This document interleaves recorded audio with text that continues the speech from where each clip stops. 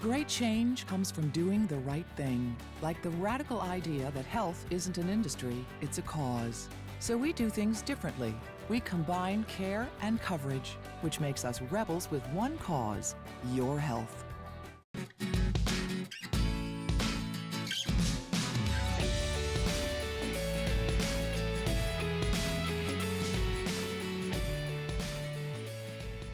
Hi, this is Phil Brock, and this is another episode of Brock and Your Block. I'm sitting here today with Andrew Hoyer, and Andrew is the president of the Santa Monica Mid-City Neighbors Association.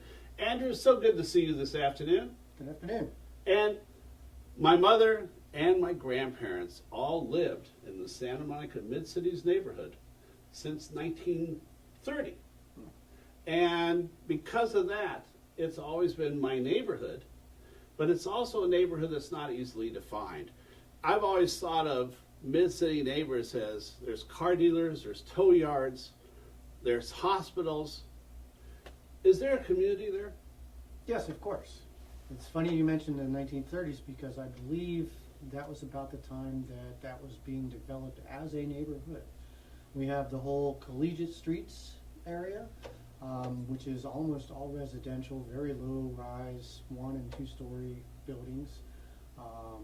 And it's like the neighborhood where families walk down the street, walk their dogs, kids learn to ride their bicycles. Very much of an active neighborhood, but it's kind of split up because that's the east end of the area, and then we have a huge industrial section. And then there's the west end of the area that starts right around 11th to become residential again as you head on down towards the downtown core. So what we have in between is a lot of former light industrial applications. We have the DMV, and we have, of course, St. John's and UCLA hospitals.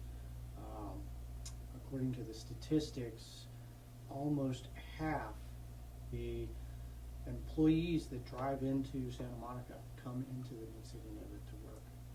So you actually get impacted by the daytime density in Santa Monica. We are the most impacted by the daytime density. Interesting. See, I didn't even know that. Yeah. But so what are the bright spots in your neighborhood?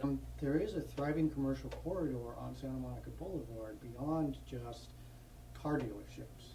We have Santa Monica Music Center, Busy Bee Hardware. I also like the fact that we do have that large block of the neighborhood, the low-scale, walkable neighborhood like you would like to grow up in. But the area is also impacted. You're impacted by the car dealers, by the proliferation of A-lots.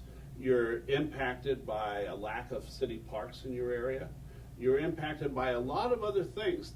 Do you have adequate park space, for instance? I believe that there's only one park in our actual district, and that would be Euclid Park, and it's a rather small park. Euclid Park is the size of two 50 by 150-foot lots put together, and it sits on Euclid right next to the former LA County Health Center. That's where I got my shots when I was like 4 years old, 5 years old. That's where my mom would line me up. Right. The Expo Line. Yes. It's coming. It's hopefully going to make a very big difference. Hopefully it will significantly reduce the amount of traffic that comes into specifically the Cloverfield exit. With a station right there by the Water Gardens and the Colorado Center, that should have a significant impact on reducing traffic. However, it's also going to have a significant noise impact on our neighbors because decisions were made to have it go through our city at street level. Therefore, they need to ring bells and have clanging noises going on. So if this tracks had not come through at ground level, they wouldn't have to run bells. So you think that is a problem? I think it will be. I'll tell you what I would be in favor of. Number one, with the Memorial Park plan, the hospitals and Santa Monica College need to provide a free shuttle every 10 minutes from that station all day long that hits those three employers, because those are major drivers of traffic into our area. So wouldn't it be great to be able to just hop on that shuttle, run on over to Colorado, and have a whole little stream of cafes and shops that they could wander along. Meanwhile, also where Fisher Lumber is, a nice park space that they could wander. What should the height limit be along Colorado up to Santa Monica Boulevard? When the Memorial Park Plan comes into being, what should the height limit change to? Should it be higher? To 3 stories max. So you just had an annual meeting last Saturday. I attended a small portion of it. I can tell you it was a lively meeting with a lot of activated residents there. That's very true. And our annual meetings have gotten better every year. More people attend. We get better at doing them. And this year, I would have to say, was probably our best. Mayor Vasquez spoke. Mhm. And people seem to very much appreciate that. And then we have planning department present their downtown community plan, or at least a portion of it, so the part that would affect us. So mid-city neighborhood being specifically, you're in the middle of everything. So tell me how the downtown community plan and the other areas of the loose affect your neighborhood. Well, the number one thing of the loose was preserving our neighborhoods. So we're trying to hold the planning department's feet to the fire on that. That's why I say 3 stories needs to be the limit, because our neighborhoods are 1 and 2 story buildings. As you get closer to downtown, the apartment buildings tend to get higher and higher. But still, we want to kind of preserve that low scale character, especially of our eastern half of the neighborhood. Our neighborhood runs from Wilshire Boulevard to Colorado Avenue, and from Centinela all the way down to Lincoln. What's your vision?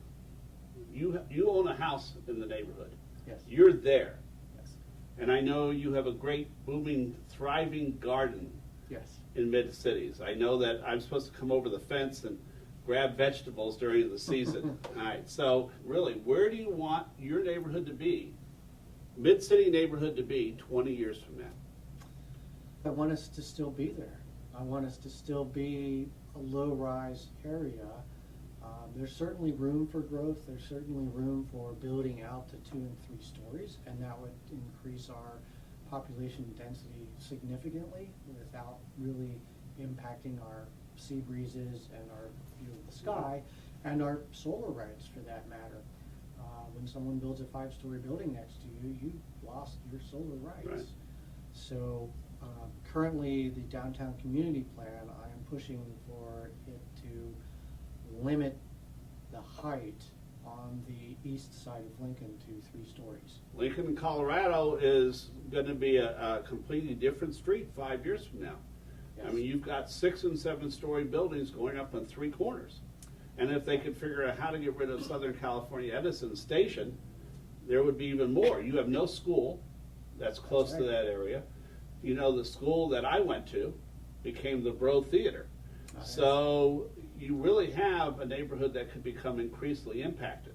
And you used to be seen as sort of the throwaway neighborhood in a lot of ways. You had freight trains, you had light rail, you had, you Light know, industrial. sure, you had the factories, you have the tool and die places, you had the hardware stores. You were the place where everyone went to get stuff, but nobody cared if you lived there. So I suspect that you want everyone in mid-cities to know that you care about living there, and you want everyone else in Santa Monica to make sure that they care about what happens in the mid-city neighborhood. That's right. And I know I'll see you at Colorado Park on the first day of summer, because Mid-Cities does the absolute best Make Music Santa Monica Day. For Brock and Your Block, I'm Phil Brock.